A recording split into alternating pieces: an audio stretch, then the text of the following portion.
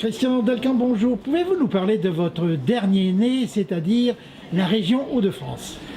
Eh bien, la région Hauts-de-France, c'est donc la nouvelle région depuis le mois de janvier. Il fallait sortir le livre avant la fin de l'année. Ça regroupe donc le Nord, Pas-de-Calais, Somme, Aisne et Oise. Donc cinq départements présentés sur 180 pages. Il y a 47 villes et pour chaque ville, on a trouvé quelque chose de particulier qu'on ne voit peut-être pas ailleurs et on l'a mis en avant en photo et en texte. Donc quand on lit les textes, on comprend les photos. Les photos sont très grandes volontairement pour qu'il y ait une émotion importante pour le lecteur. Ça s'appelle un beau livre, donc un beau livre est toujours constitué de photos et de textes. Ce livre, Christian, on va le trouver où? On va le trouver, on le trouve déjà dans tous les furets. Bon, aujourd'hui c'est le lancement, la distribution est en cours. Il va être disponible dans toutes les librairies prochainement. Eh bien Christian, on attend à voir ce livre avec impatience et comme vous l'avez dit, on le retrouve au furet. Merci Absolument. beaucoup Christian, à bientôt. Mais merci, au revoir Victor. Authentique 19e, donc forcément on a une salle où il y a énormément de tableaux et là il est en travaux, bon il va être modernisé, mais c'est vrai que c'est un musée comme on ne voit plus de nos jours. Alors à Château-Thierry, il y a la maison natale de La Fontaine. Oui, Jean de La Fontaine, c'est un sujet aussi très intéressant. On y découvre plusieurs pièces de la maison telle qu'elle existe depuis très longtemps, puisque le musée quand même est assez ancien. Alors donc il y a des villes qui sont évidentes, il y en a d'autres qui sont plus surprenantes, par exemple Campigneul-les-Petits. Pourquoi est-ce que vous avez choisi ce village? Parce qu'il y avait donc sur la route, on a vu une tour, ça nous paraissait bizarre de voir en passant, on se dirigeait vers Montreuil, on voit une tour qui est en photo dans le livre, et on s'est arrêté tout de suite. D'ailleurs, je dis même qu'on a donné un coup de frein, c'est moi qui conduisais, parce que cette tour m'a vraiment attiré. Donc nous avons découvert les gens qui exploitaient la ferme à côté de la tour, et puis il y a toute une histoire d'un bâtiment très ancien qui existait là. Et nous sommes allés nous renseigner donc à la mairie. C'est un ancien manoir qui méritait de... Il est en exploitation actuellement par des agriculteurs qui utilisent les bâtiments d'avant et ça nous a beaucoup... Sa femme était aménoise, donc il est venu habiter là-bas parce que c'était pas très loin de Paris et parce qu'aussi il avait son bateau qui était au Crotoy.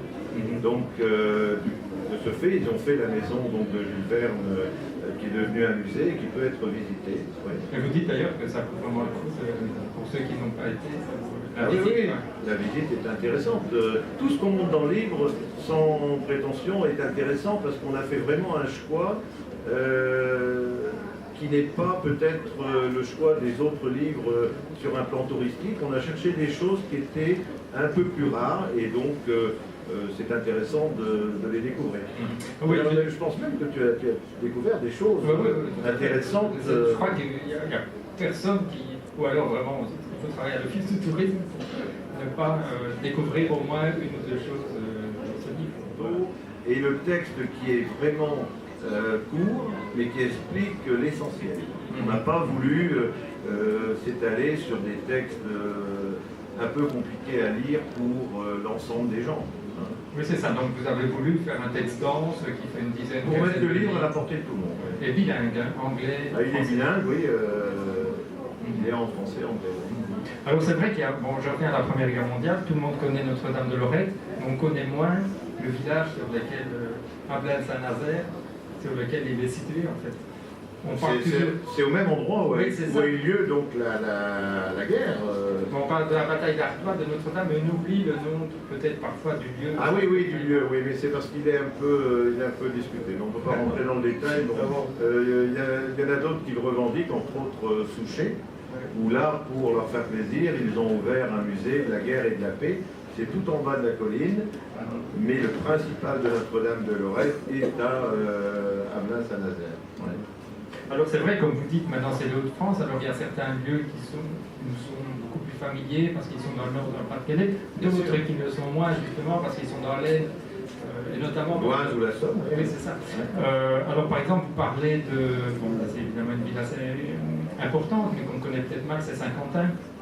où il y a pas mal de choses à voir. Saint-Quentin n'est pas assez connu, effectivement, mais il y a un patrimoine art déco qui est exceptionnel. D'ailleurs, dans le livre, on le présente bien et ça vaut la peine d'être vu, parce qu'il est bien conservé. Il n'y a qu'une partie, c'est le buffet de la gare, qui est fermé depuis longtemps, mais qui va être réouvert. Et là, c'est une œuvre splendide d'Auguste Labouret qui va être visible. Il y avait un employeur qui embauchait donc 5000 personnes à l'époque pour les constructions de mobylettes, donc motobécanes, et que dans cette usine, ils ont fait un musée, plutôt un village des métiers d'antan. Donc ils présentent tous les magasins à l'époque où les hypermarchés n'existaient pas. Et également, ils exposent au même endroit les motos, les mobylettes qui étaient fabriquées à l'époque par Motobécane.